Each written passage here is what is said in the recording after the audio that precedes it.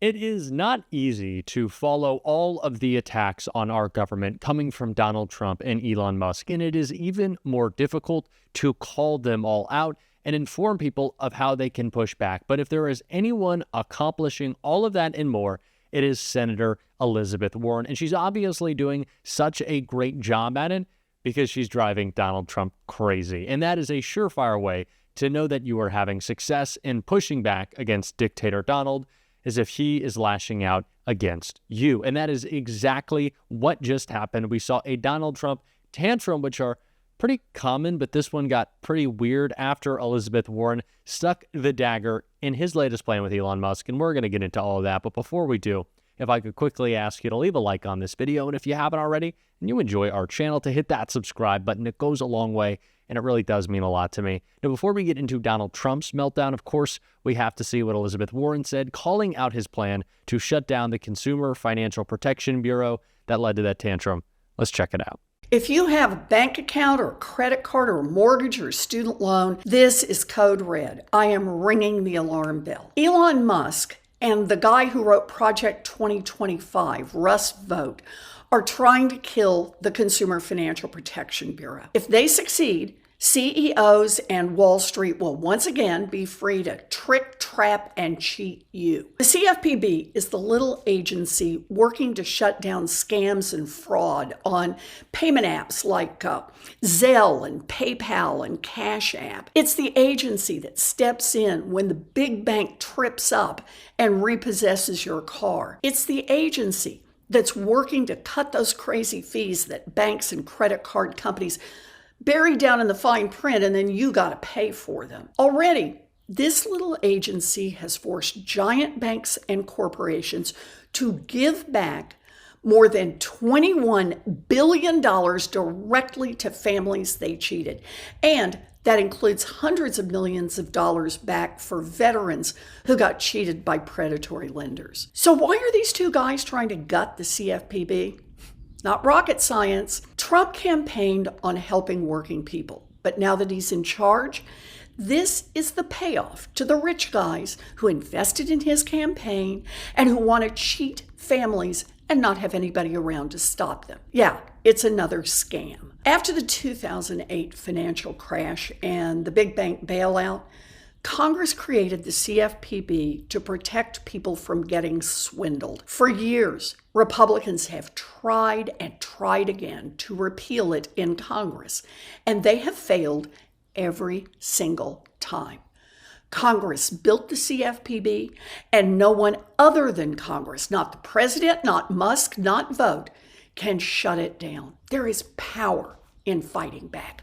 Power. We will not let up in Congress or the courts until we win this fight. So please, call your representative and most of all, get the word out. We are here to fight for the little agency that fights for us. If you need a clearer example of how much Donald Trump doesn't care about protecting consumers, serving his constituents, lowering costs, keeping any single promise he kept on the campaign trail, just look at this action from him and Elon Musk. The Consumer Financial Protection Bureau is, sure, Elon Musk is talking about, oh, it's $700 million a year. How much money do you think that saves people? Billions? Tens of billions? A number exceeding that? Well, it is.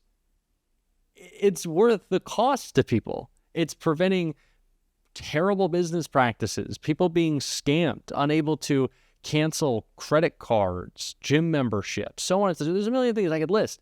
That is a money saver. Cutting that only helps who?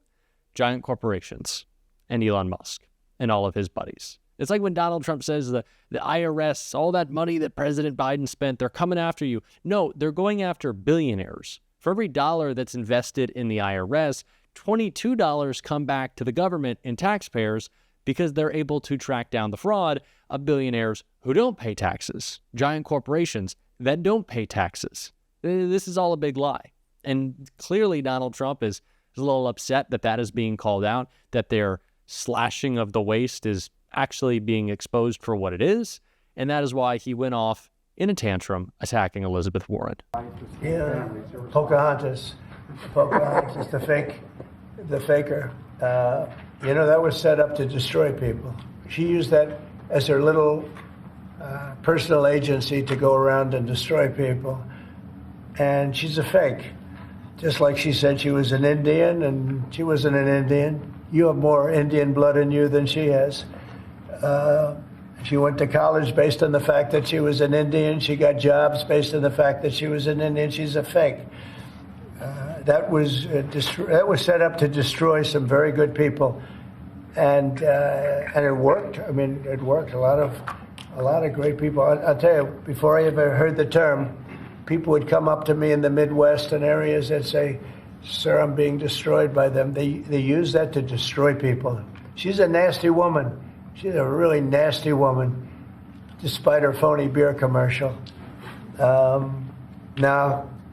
We did the right thing. That was a very important thing to get rid of. And it was also a waste. I mean, number one, it was a bad group of people running it, but it was also a waste. If you looked at when she really ran it, wow. I can't believe this guy is our president.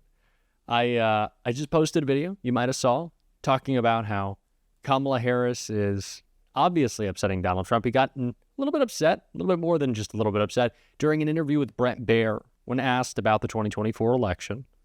And on the other hand, we have Kamala Harris, who instead of kicking her feet up and enjoying some time off, is right back in her community in Los Angeles, helping victims of that terrible fire. And it is so crazy to see two people on such opposite ends of the spectrum. Donald Trump attacking and berating Elizabeth Warren for wanting to protect a government agency that keeps people safe from corporate fraud and abuse. That's the president. And the person who should have been our president is spending her time as a private citizen still serving the public, because it's what she cares so much about. Man, is that heartbreaking. How is this guy our president? And how is Elon our shadow president? It's hard every single time. Every single time we have to see it. And someone did a great job calling that out. Someone we love on this show, Jessica Tarlov, right here. But Elon Musk, he's not a forensic accountant. He's a scientist and one of the most brilliant people to have ever lived, for sure. But he has a number of minions who have not passed the same level of security checks that they should have in order to have access to that information. And I don't know what they're going to do with your social security number, or what they're going to do with Head Start or Medicaid or Medicare or anything else that they have access to. But the point is that they shouldn't. And you see that. Like, the big one from over the weekend was the freeze on the NIH spending. So I understand that there might be some overhead costs, the quote-unquote indirect costs that you think are too high.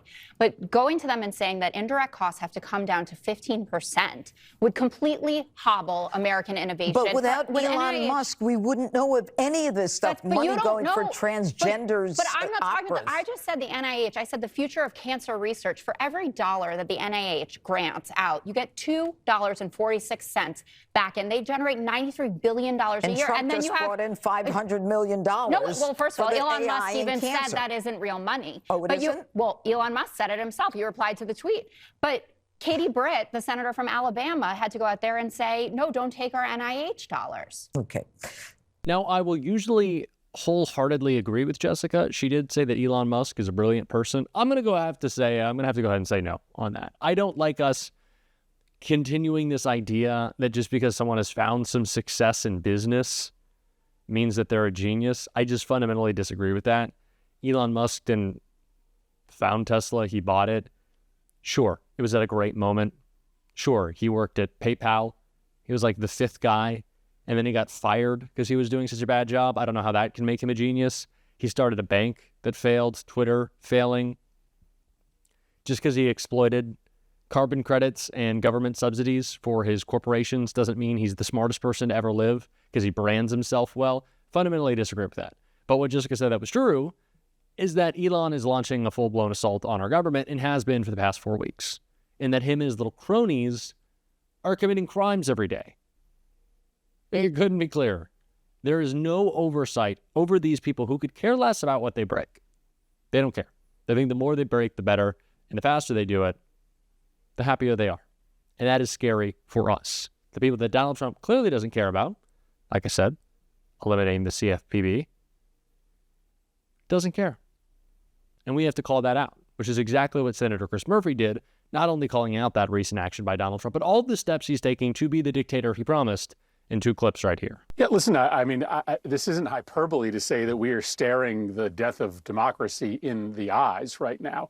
The centerpiece of our democracy is that we observe court rulings, criminal court rulings, civil court rulings, and constitutional court rulings. No one is above the law.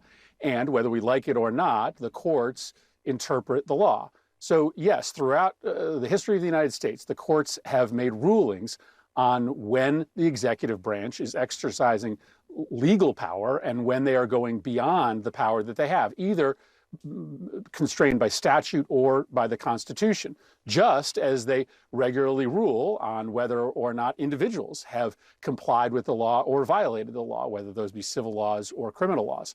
If the President of the United States says, you know what, I don't care what the courts say, I'm going to do whatever the hell I want, that's essentially the end of the rule of law, because if the president isn't bound by our laws and the Constitution, then why would anybody else be bound by our laws and the Constitution? This is a really dire moment. And no, so far they've been talking tough, but I think largely have complied with these court orders. I think there's going to be a question as to how well they've complied with the orders, but if they were to outright ignore an order, as J.D. Vance and Elon Musk are suggesting, that is maybe the greatest challenge to our democracy in any of our lifetimes. But I don't like to use this word because Elon does a lot, but that's concerning. We talked about it in a previous video, how J.D. Vance's job has now been to soft launch fascism, saying that he and Trump and Elon, of course, are prepared to defy court orders to stop committing crimes. He posted that on his Twitter, the vice president. That's what he's doing, tweeting away. He was tweeting about the Puppy Bowl on Sunday because he has tons of free time, apparently. He's not needed. We got 2 presidents, don't need JD doing anything. And he's also not particularly useful. But these people don't care. At some point, we have to continue to drive home. And it's what I worry is getting lost the most in an information ecosystem that doesn't just benefit Republicans. I need to find a stronger word. It's created to serve them. Trump has Facebook, Instagram, Twitter, TikTok, Google in his back pocket. He wants to control the narrative around everything, and he has had some success doing so. That him and Elon are slashing the waste, cutting the fat. That's not true. They are taking your dollars, putting them in Elon's pocket through the big tax break that's coming, and saying they're saving you money because they're slashing the programs that actually protect regular Americans. No, that's BS. And we're calling it out every single day on the show. And if you want to support that, as always, you can hit that subscribe button. You can leave a like on this video. And if you stuck around at the end, you can drop a blue heart in the comments. And until next time, I'll see you soon.